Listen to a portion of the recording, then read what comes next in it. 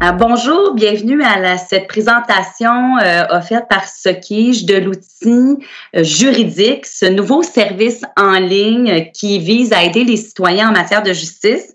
Donc, il va me faire vraiment plaisir d'être avec vous au courant des prochaines minutes pour vous présenter cet outil qui a été lancé par le ministre de la Justice et Sokige le 13 octobre dernier et qui s'échelonne sur plusieurs années.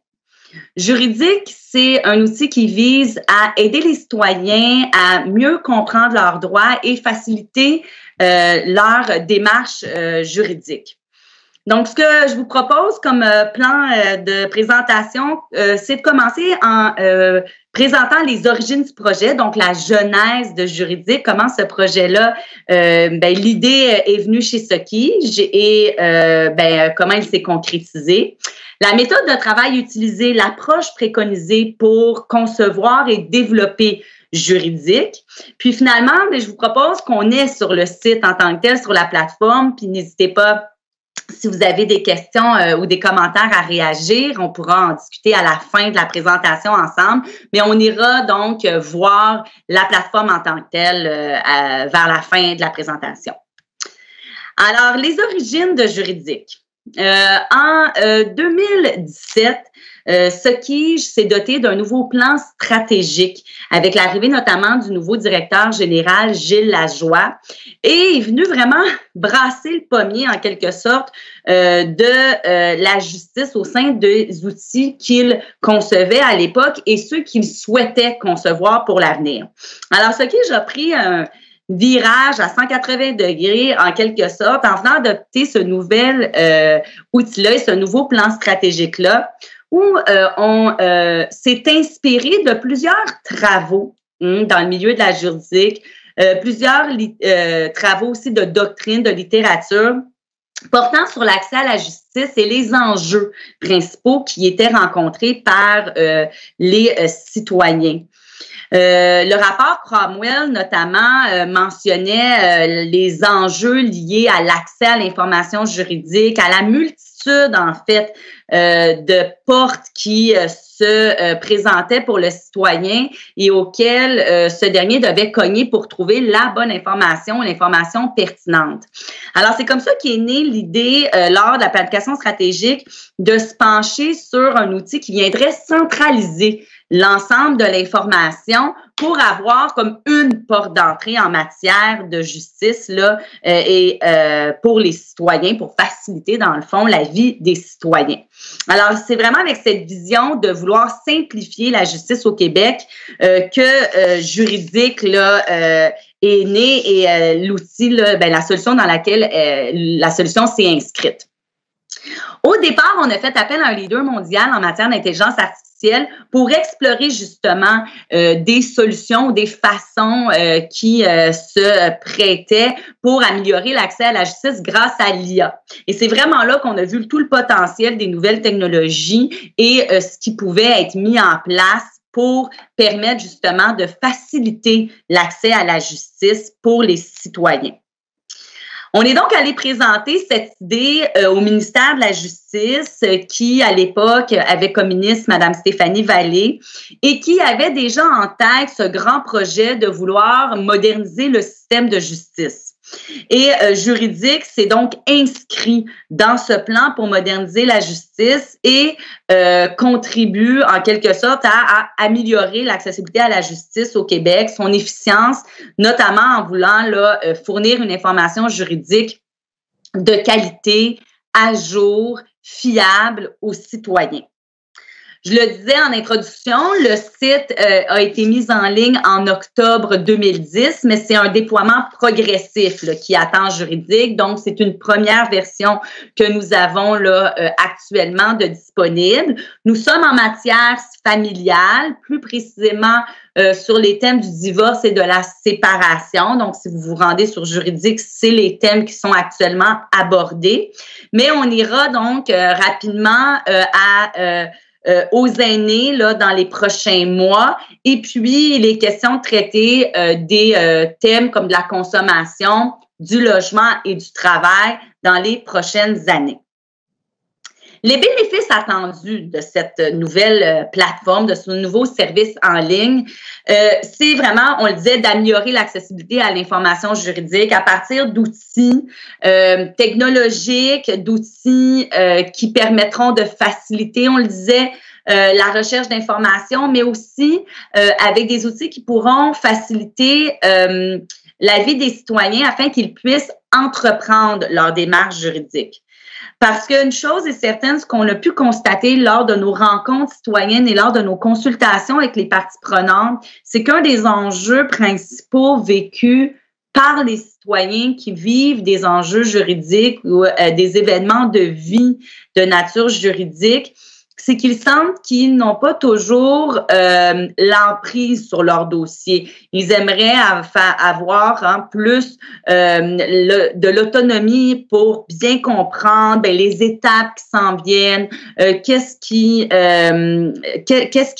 est au centre, dans le fond, de la problématique juridique qu'ils vivent. Alors, on pense qu'avec Juridique, vous le verrez tout à l'heure, les outils qui vont être mis en place vont pouvoir permettre aux citoyens d'avoir une meilleure compréhension des démarches juridiques qu'ils aimeraient entreprendre, peut-être le mieux préparer aussi à ces rencontres avec les professionnels du droit, donc d'avoir une meilleure idée de ce dont il sera question lors de la rencontre, de ce qui pourrait être discuté, des documents qu'il devrait apporter avec lui. Donc, il y a vraiment cette intention, cette volonté de vouloir favoriser l'autonomie du citoyen là, par Juridique.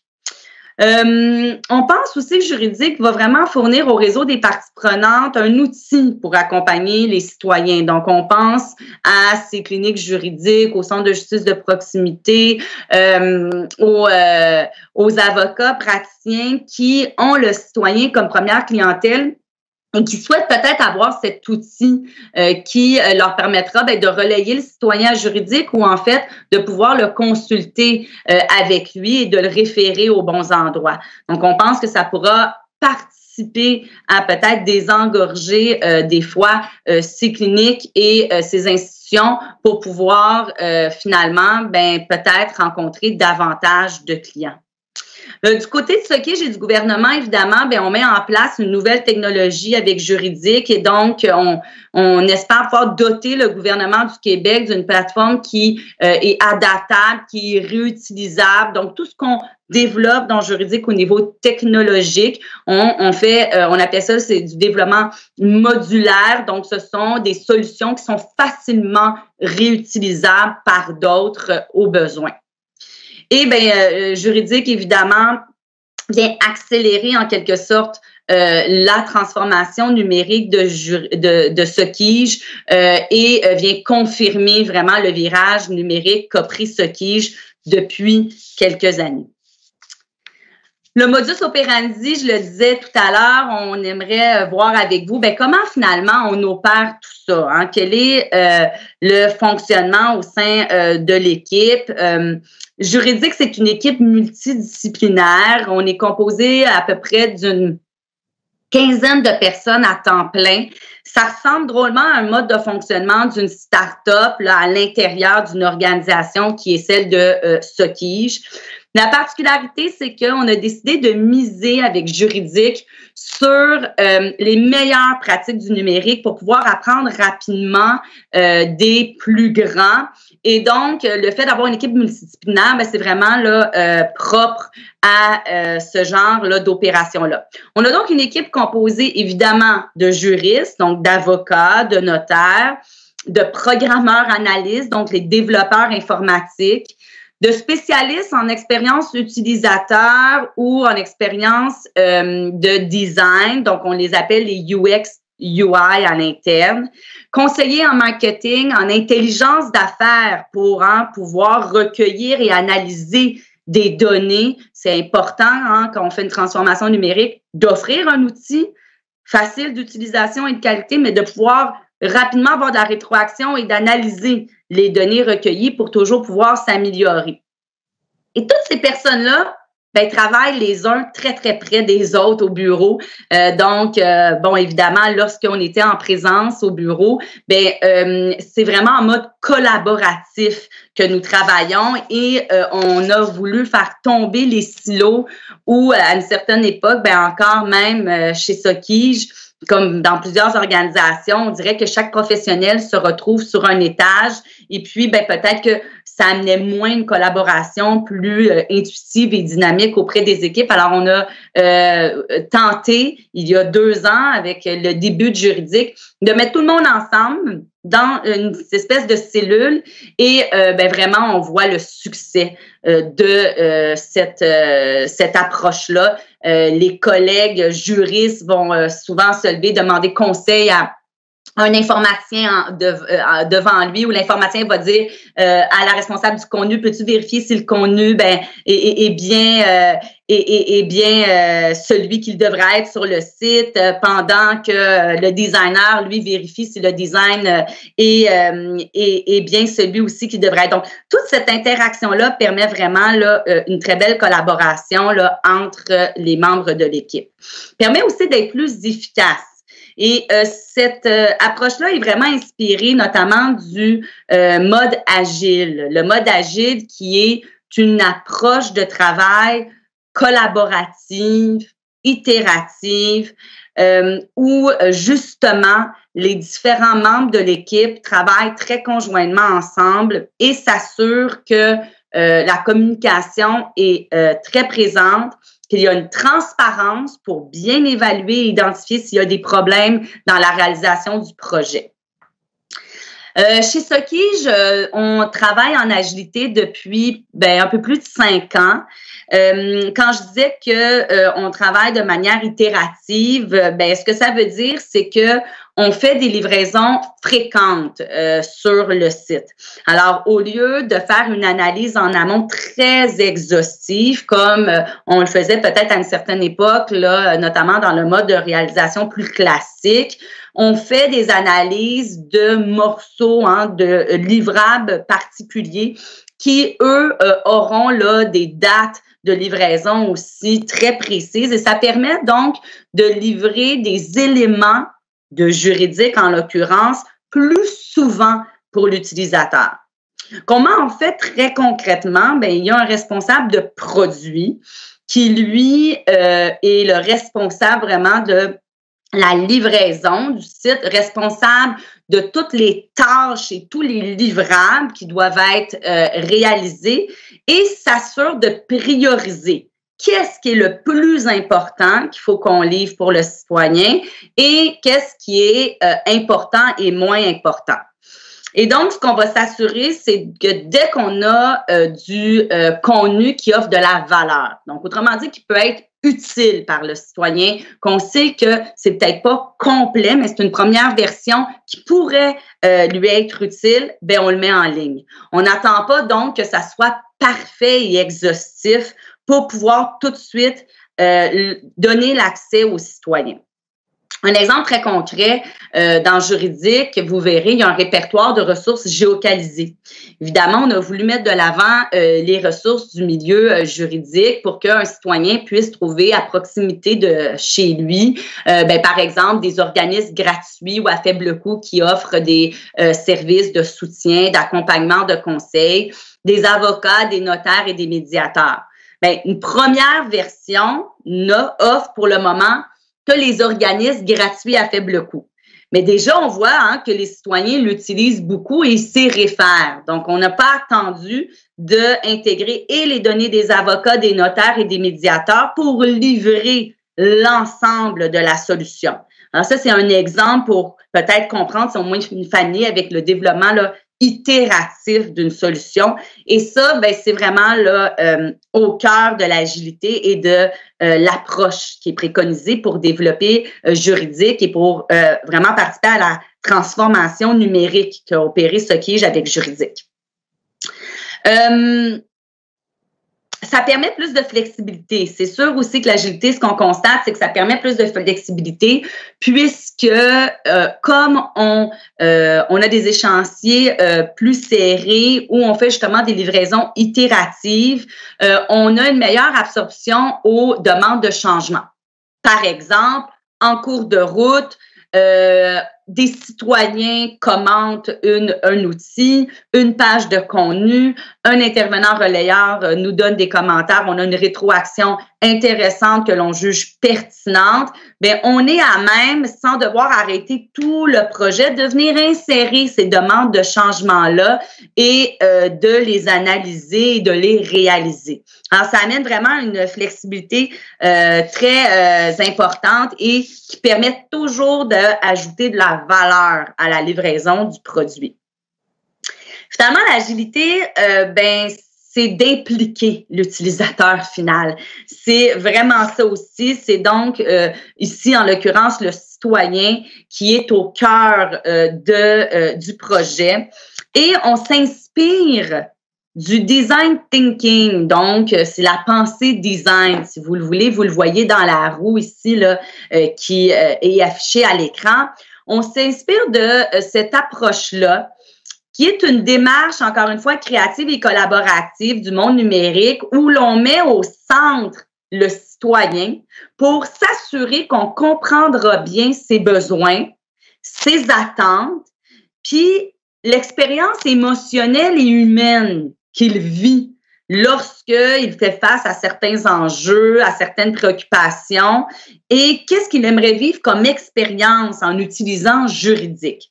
Alors, toute l'énergie est mise et l'équipe, on se le rappelle toujours, on a des règles d'équipe et c'est pour vous dire, la première, bon, il est vrai que la première, c'est qu'on s'est promis qu'on devait s'amuser en réalisant ce projet-là. Mais la deuxième, c'est qu'on le fait pour le citoyen. Alors, c'est toujours des règles importantes. Puis, celle d'être centré sur les besoins du citoyen, c'est l'une de nos priorités. Bon, comment on fait tout ça? C'est bien beau dire, c'est sûr que je veux m'intéresser, vous allez me dire, à la réalité de mon public cible, en l'occurrence le citoyen, mais comment on procède? Ce que propose la pensée design, je vous dirais chez Socage, on l'a un petit peu adapté là, pour juridique, mais ici, l'image que je vous propose est vraiment là, celle là, de laquelle on s'est inspiré. Il faut dans un premier temps comprendre. Alors, vous voyez qu'il y a une étape qui est comprendre le besoin.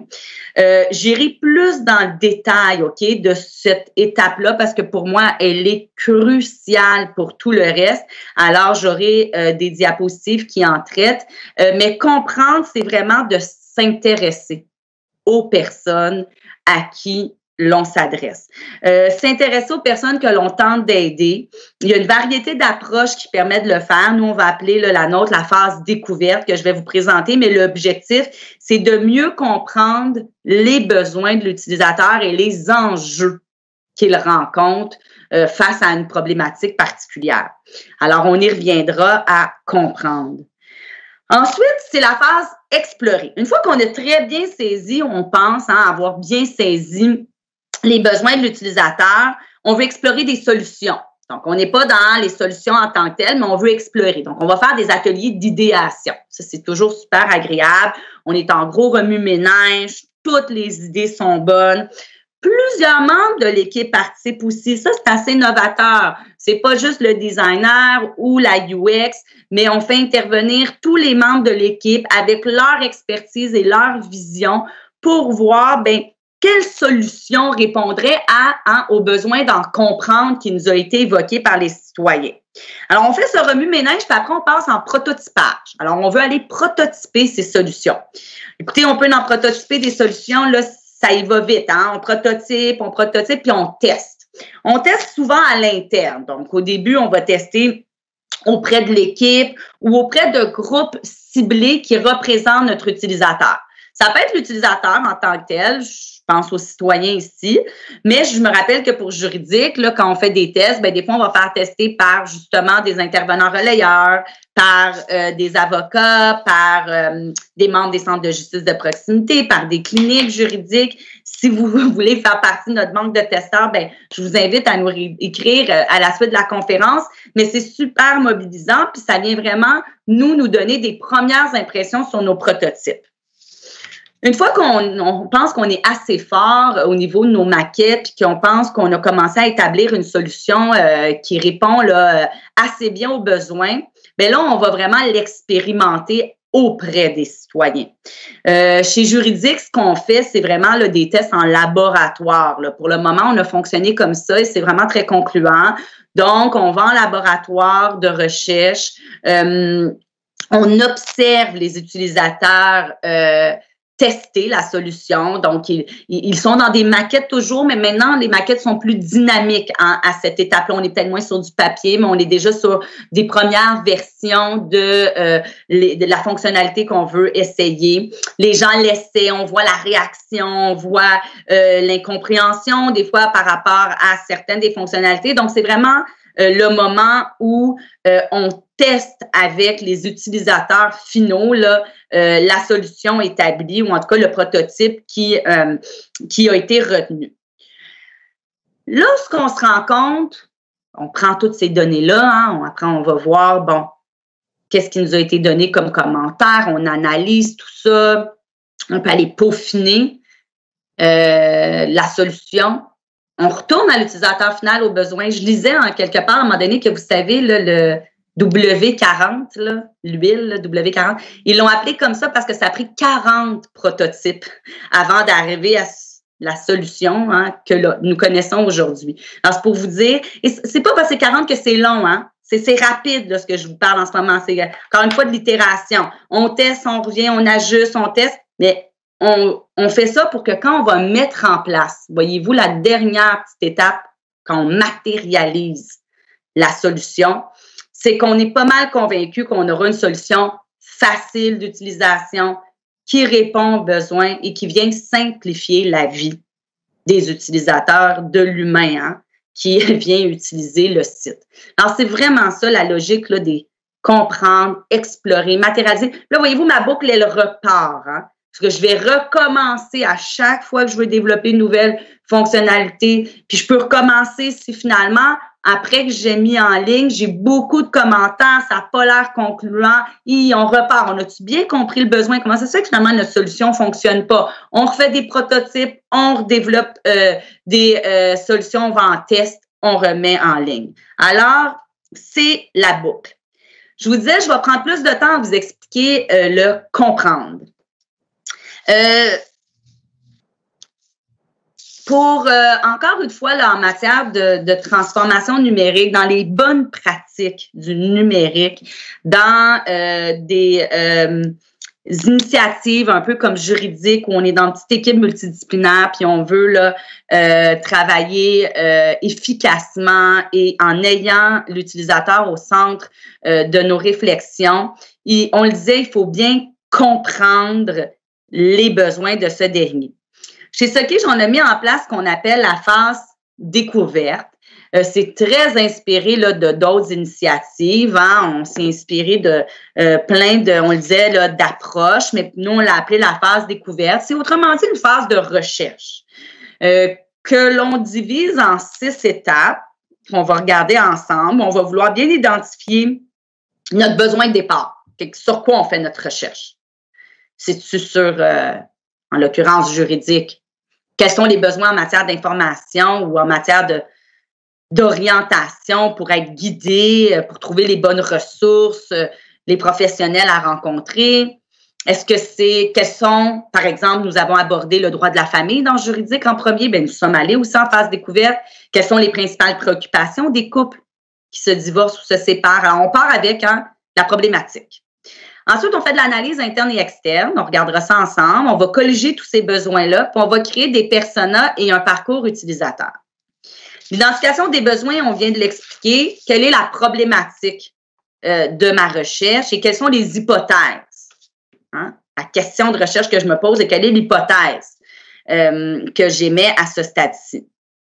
Je vais aller faire de l'analyse à l'interne, c'est-à-dire un diagnostic interne chez Socige. Est-ce que j'ai de la donnée qui va pouvoir m'aider?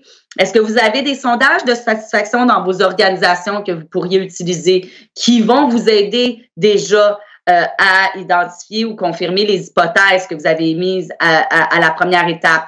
On a-t-il des données de vente? Est-ce qu'on a des données qui proviennent de nos équipes de marketing, du service d'aide au support téléphonique? Lorsque les clients appellent, ben c'est quoi souvent leur problématique? Alors, on a des fois déjà dans nos organisations énormément de données qui peuvent être utiles pour mieux comprendre là, où ça accroche pour les besoins des utilisateurs.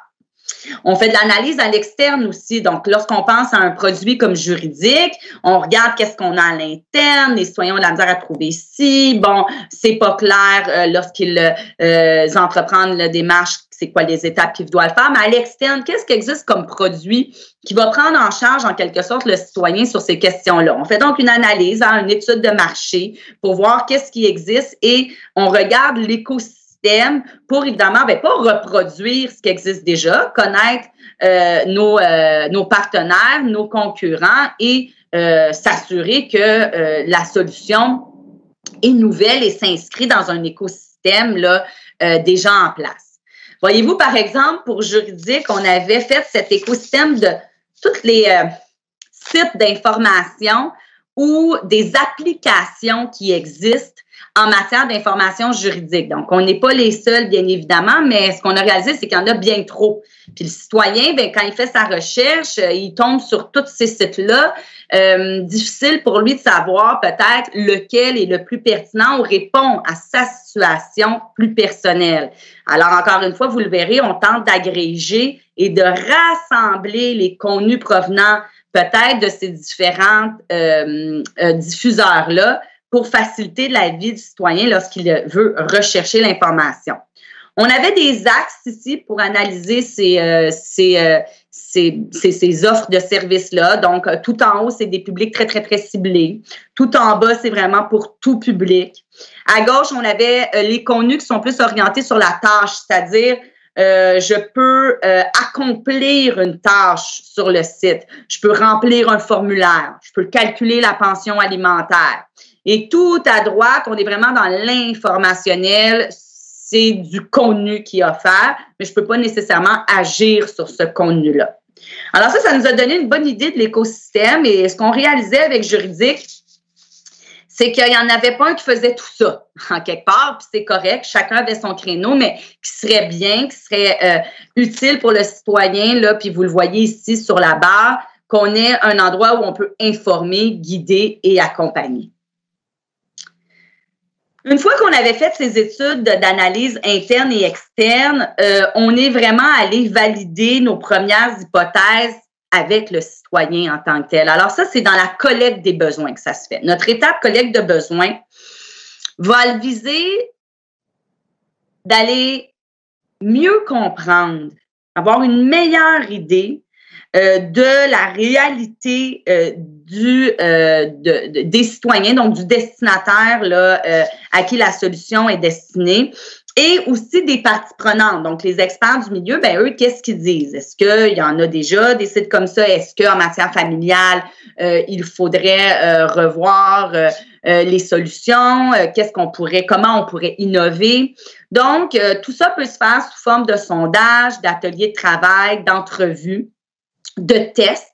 Nous, on a fait des tests avec les citoyens, on les invitait à aller faire des recherches d'informations parce qu'on voulait voir leur comportement. Si on leur disait, fais de la recherche en matière de divorce ou séparation, disons que tu voulais savoir si tu peux rester dans le domicile familial après la séparation, là, on analysait le comportement du citoyen, puis on le voyait. Il commençait souvent sur des moteurs de recherche là, connus. Il entrait quelques mots-clés, essayait de débroussailler l'information là, dans les moteurs de recherche, choisissait plusieurs liens, ouvrait beaucoup d'onglets à la fois. Et là, vous me voyez venir, on voyait là, que des fois, la multitude d'informations, malgré que souvent pertinentes, là, apportait plus de confusion qu'autre chose. tout ça nous permet de créer des personas. Lorsqu'on a vraiment mieux identifié les besoins, bien là, on est capable d'identifier les utilisateurs types. C'est qui donc qui représente la majorité de ma clientèle cible?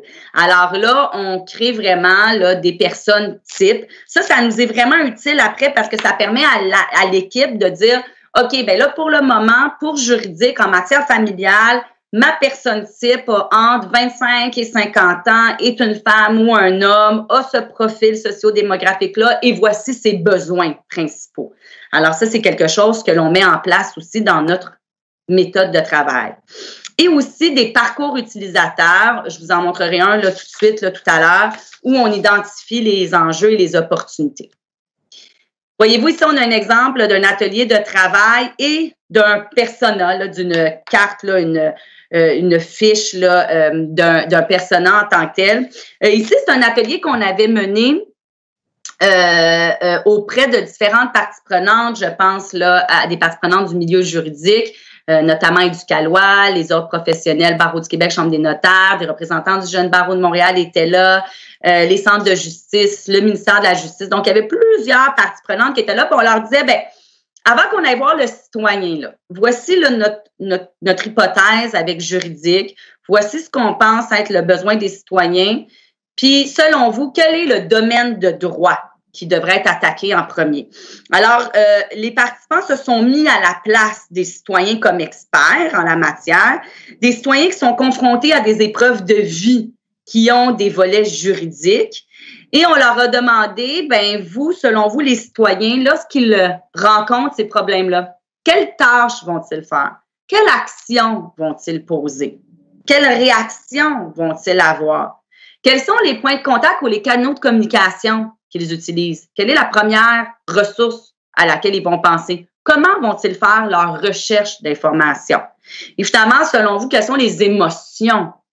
Comme de votre expérience, quand vous recevez le citoyen, le client, quelle est l'émotion qu'il vit face à certaines problématiques juridiques? Alors ça a été très, très, là, et ça, on le voit là, sur le tableau avec les post-it, là, ce sont les 4 là, éléments là, que je vous énumérais. Chacun allait mettre ses post-it et disait bien, quelle est la tâche, réaction, canaux de communication, émotion, selon leur expérience. Puis ici, ben, un des participants, là, c'est un exemple, nommé Annie, 36 ans, mère monoparentale de 2 garçons conjoints de fait. Elle n'arrive pas à payer les effets scolaires de ses garçons. Son ex-conjoint ne lui verse plus de pension alimentaire depuis 8 mois. Et elle n'a pas vu ses enfants depuis l'an dernier. Elle a appelé à Revenu Québec, une action qu'elle a posée en haut à droite. Elle a appelé à Revenu Québec pour les pensions alimentaires, mais elle n'était pas inscrite. Elle a fait des recherches, mais elle ne trouvait pas la solution. Son besoin, Annie, c'est d'avoir une entente formelle et reconnue avec son ex. Comment on fait ça, une entente avec son ex? On va-tu en médiation? On se prend-tu un notaire, un avocat? Elle se sent démunie. Son émotion, elle se sent démunie et ne comprend pas sa situation. Et ça, vous comprendrez qu'on fait ça vraiment pour bien saisir la réalité des personnes à qui on s'adresse. Tout ce que je vous dis, là, je vous raconte, on n'a pas du tout commencé le projet encore. On est vraiment dans le comprendre. On veut comprendre vraiment, se mettre à la place des personnes à qui on va s'adresser, puis imaginer comment c'est instructif quand même pour une équipe. Des développeurs informatiques même, qui eux, quand ils vont aller développer juridique, ben ils ont Annie en tête, 36 ans, et ces problématiques qu'elle a vécues. Et ça guide l'équipe, ça inspire l'équipe à s'assurer de toujours avoir ce persona-là, cet usager-là dans la tête. On va en entrevue individuelle aussi. Alors là, ben, on avait fait parler les parties prenantes. C'est très instructif de par leur expérience. Avec les citoyens, des fois, ils sont plus objectifs aussi que les citoyens eux-mêmes qui, c'est normal, viennent nous raconter leur expérience. Mais on veut les entendre, évidemment, les citoyens, justement pour avoir une idée plus là, de l'expérience vécue au complet par eux dans leur ensemble d'un point de vue souvent plus émotionnel. Ça, c'est très important aussi de connaître les émotions. Alors, ce qu'on fait, c'est qu'on les rencontre individuellement. On en a rencontré une quinzaine lors de la phase découverte pour le divorce et la séparation, qui avait comme objectif problématique de bien comprendre les préoccupations vécues par les citoyens en matière de divorce et séparation. Et là, vous voyez, c'est un exemple de carte d'empathie. C'est vraiment là des citoyens ce qu'ils ont pensé, dit, ressenti et fait lors de l'entrevue. On résume ça des fois comme ça par une carte d'empathie qu'on appelle. Et là, on voit, ben, qu'est-ce que je dois faire maintenant? J'abandonne. Je fais quoi avec mon hypothèque? Il me faudrait une liste de to-do. Ça m'aiderait. Je ressens du découragement, de l'indécision. Qu'est-ce que j'ai fait? Ben, j'ai repéré les liens là, sur les sites, les gros titres. Moi, je lis les gros titres. Je suis allée parler à un proche. La première chose que j'ai faite, c'est que j'ai appelé un proche. Alors, vous voyez un petit peu, là, c'est encore une fois là, des données qui nous permettent de mieux comprendre les besoins. On peut aller en sondage aussi. Les sondages, ce que ça nous permet de faire, c'est d'aller plus creux sur un sujet très, très, très particulier. Pour divorce et séparation, nous, on l'a fait là, vers la fin. Quand on a commencé à avoir une bonne idée des préoccupations des citoyens, on a lancé un sondage grande population. Ça permet une bonne représentativité socio-démographique des répondants. Puis on a voulu connaître l'ordre, en quelque sorte, prioriser, je vous dirais, les principales préoccupations qui ressortaient de nos recherches. Alors, vous le voyez, avec enfants, sans enfants, l'impact financier, la garde, l'annonce de la séparation, répartition des biens, l'occupation du domicile familial ont vraiment été les préoccupations qui ont été soulevées. Ce qu'on remarque, ce qui est intéressant pour les enfants, c'est l'annonce de la séparation aux enfants. Je vous avoue que, et je le dis très candidement, Soquige comme boîte, comme un éditeur juridique composé beaucoup de notaires et d'avocats, de juristes, je ne sais pas si intuitivement on aurait dit, dans le juridique, il faudrait qu'on parle de l'annonce de la séparation aux enfants. Hein, on se serait peut-être fié sur les droits, les lois, les règles procédurales en matière familiale pour dire quel sujet aborder sur le site. Alors, voici un exemple très concret d'un sujet que le citoyen nous a partagé, qui a été éloquent quand les couples avaient des enfants. Une des préoccupations principales, c'est vraiment comment je l'annonce à mes enfants, à mon employeur, à mes proches, bien au-delà des autres questions. Alors, on en a pris considération dans juridique. Ici, c'est un exemple là, de comment on fonctionne au niveau de l'analyse. On a pu, avec ce travail de recherche-là, créer 4 parcours utilisateurs. Donc, vraiment, là, 4 types là, de parcours de A à Z. C'est quoi les étapes que le citoyen a suivies dans son expérience de divorce-séparation. On a identifié 72 enjeux. C'est quoi les difficultés qui ont été rencontrées pour trouver 401 opportunités de répondre à ces enjeux-là, qui sont des solutions. Et ce que ça a donné très concrètement, c'est les 148 contenus qu'on retrouve sur Juridique. Donc, l'équipe Contenu a pu partir de cette analyse-là et trouver les sujets particuliers qui allaient répondre aux préoccupations des citoyens. Donc, voilà des exemples, 6 rubriques. Au départ, vous allez voir, on n'est pas loin de ça sur le site, mais ça, c'est les 6 rubriques qui sont ressorties de Juridique là, suite à l'analyse là, des données. Maintenant, on va aller sur le site. Donc, ce qu'on a finalement constaté de tout ça, vous le comprendrez, c'est que les citoyens veulent être informés, guidés et accompagnés dans leur démarche. Informés par du contenu fiable, facile à comprendre, où on agrège de l'information de l'externe pour relayer vers des sites qui ont des contenus neutres, fiables, à jour. On guide par de l'information personnalisée, donc en lien avec la situation personnelle vécue par le citoyen, par des ressources de professionnels et on accompagne dans les tâches, notamment pour aider les citoyens à remplir des documents, notamment la procédure de divorce conjoint. À ce stade-ci, donc, je vais passer à Juridique en tant que tel.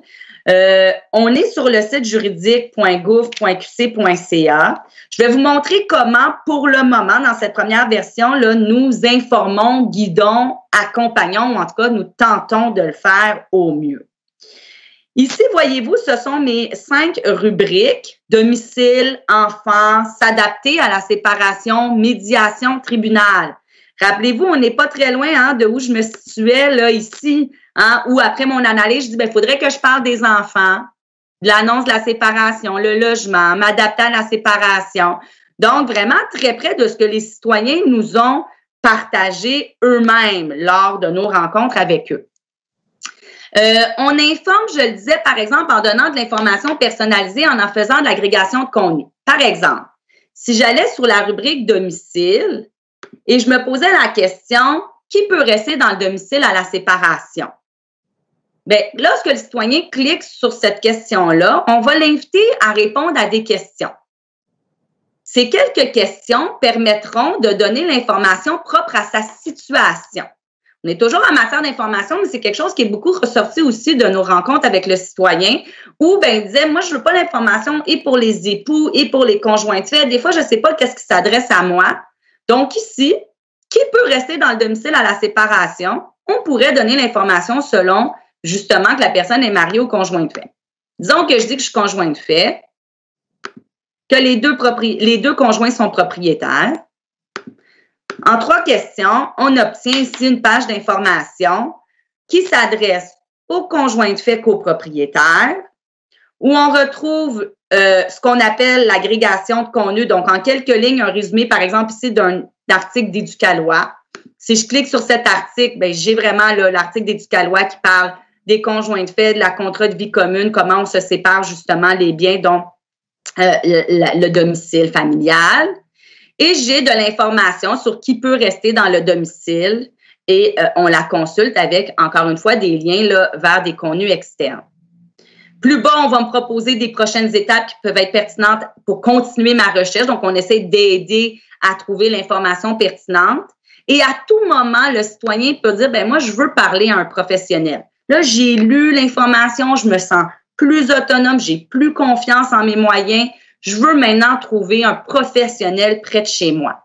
Je vous le disais, première itération, organisme gratuit et à faible coût qui se trouve là, non loin d'une certaine adresse disponible. Si par exemple ici, je passais le curseur à tout hasard sur cet organisme-là, Clinique juridique Saint-Michel, je vois qu'ils informent et accompagnent, j'ai le site web et je peux appeler. On voudra et on ajoutera sous peu les notaires, les avocats, les médiateurs et les médiateurs de 5 ordres professionnels, avocats, notaires, mais aussi psychologues, psychoéducateurs et travailleurs sociaux. Plus bas, dans le bottin des ressources, on retrouve des ressources juridiques, psychosociales et financières pour pouvoir accompagner le citoyen pour trouver là, et avoir des conseils, encore une fois, de professionnels dans ces 3 domaines.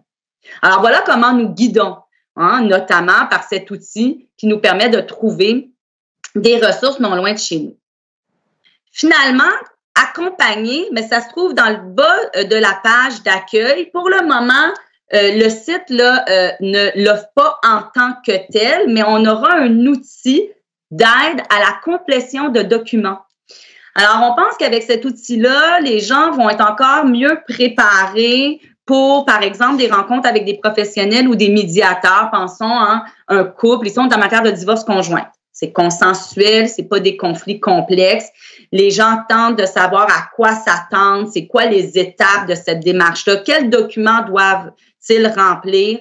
En vue, par exemple, d'une rencontre avec un médiateur, les rencontres, on le sait, offertes par le gouvernement du Québec, notamment là, pour un certain nombre d'heures pour les conjoints avec enfants et sans enfants, mais les gens pourraient arriver mieux préparés, pensons-nous, avec cet outil-là qui va venir dire bien, quel document apporter, sur quoi va porter ces rencontres-là. Et on offre même un outil, un questionnaire qui permet de répondre à des questions et remplir les documents nécessaires à une démarche de divorce conjoint, soit le projet d'accord, la demande de divorce notamment et les déclarations sous serment. Alors, c'est vraiment là un outil qui va faciliter la tâche des citoyens, mais aussi celle, on pense, des professionnels du droit qui auront un outil de travail ici si ils veulent là, accompagner leurs clients là, à même cet outil-là. Alors voilà pour le type d'informations qu'on trouve sur Juridique. Je peux vous montrer aussi une page de contenu, je l'avais ouverte ici, là aussi. C'est un bel exemple de comment on mélange et le juridique et le psychosocial, mais j'ai envie de dire le pratico-pratique. Bon, ici, le sujet garde de l'enfant, comment choisir son calendrier parental. C'est quelque chose qui revenait beaucoup. Bon, vous avez peut-être des amis de la famille qui ont souvent parlé de, bon, ben malheureusement, il y a une séparation. Qu'est-ce qu'on fait? On fait-tu le 2, 3, 4, 5, 2, 2? Quelles options s'offrent à moi? Donc, voyez-vous comment on part vraiment du besoin du citoyen qui me dit quels sont les calendriers, quelles sont les options pour le calendrier parental et on rédige du contenu ou on agrège en conséquence. Alors ici, on explique les éléments à prendre en considération quand on fait un calendrier parental. On dit en passant, ce contenu est inspiré de 2 articles de Naître et grandir, quand même une référence bien réputée en matière familiale. Et voici des exemples de calendriers parentaux quand l'enfant habite chez l'un des 2 parents, comment on peut fonctionner. Bien, c'est ce que ça veut dire 5-2-2-5. 2 jours chez maman, 5 jours papa, 2 jours maman, 2 jours papa, 2 jours maman, ainsi de suite. Et là, vous comprenez, on essaie de vraiment bien illustrer aussi pour appuyer l'information, les contenus proposés. Alors voilà pour Juridique, là, le site en tant que tel où nous en sommes. On espère que vous trouverez l'information souhaitée et que le tout sera utile pour vous. Encore une fois, dans les outils qui s'en viennent, et je conclurai là, dans les prochaines minutes, on a un assistant intelligent contextuel qu'on est en train de développer à l'interne. C'est comme un chatbot, mais ça va au-delà de ça parce que l'assistant va devenir autonome, va prendre en considération les questions, les réponses, l'interaction qu'il aura avec le citoyen pour finalement pouvoir là, fonctionner seul. Et l'objectif, c'est vraiment de, encore une fois, faciliter la vie des citoyens pour chercher, trouver de l'information de manière plus efficace et plus autonome et de manière intelligible. Vous le voyez ici à droite, on dit ben, c'est tout à fait un prototype. Ça, c'est un exemple de prototype qu'on va aller tester. Alors, c'est un prototype. On dit bonjour, je me divorce, je cherche l'information sur le partage des biens. Et là, le chatbot qui répond d'Ariane, ben, vous pouvez trouver des informations concernant la question du partage là, à ce lien-ci, puis on permet de référer vers notre site. Donc, Juridique s'inscrit et cette citation de Madame l'ex-juge en chef de la Cour suprême du Canada, McLaughlin, résonne beaucoup pour nous, où on dit que les gens communiquent de plus en plus avec des outils électroniques. Ils organisent leur vie, leurs entreprises grâce à des calendriers électroniques. Ils le font parce que c'est plus efficace et moins cher. Les entreprises et les gouvernements sont adaptés à ces outils électroniques et aux communications virtuelles. Donc, si le système judiciaire, dit-elle, veut servir les gens, il n'a pas de choix que de le faire de même. Et c'est ce qu'on tente vraiment là, de mettre de l'avant avec Juridique. Alors, en conclusion, une chose à retenir, et j'espère que c'est notamment là, ce que vous aurez retenu, c'est vraiment le fait que ce service est faite pour et avec les citoyens. Et ça, c'est au cœur des approches à préconiser, selon nous, en matière de transformation numérique, en matière de développement de solutions numériques.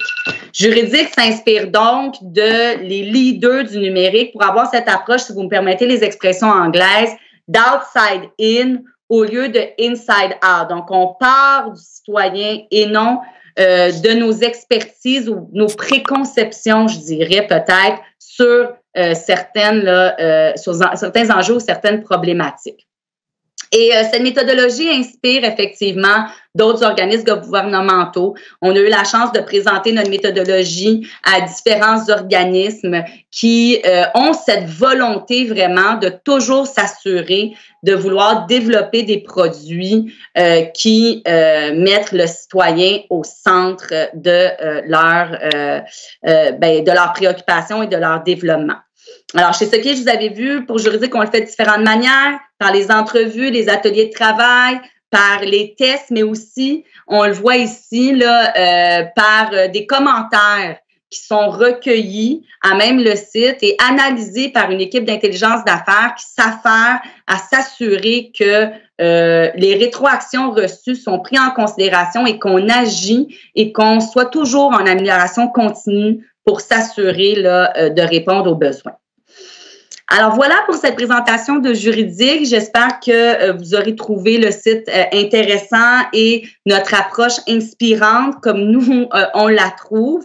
Ceci étant dit, je reste disponible. Nous aurons l'occasion d'échanger ensemble dans les prochaines minutes et ce sera un plaisir d'aller à votre rencontre là, à ce moment-là. Je vous remercie beaucoup de votre attention. Au plaisir.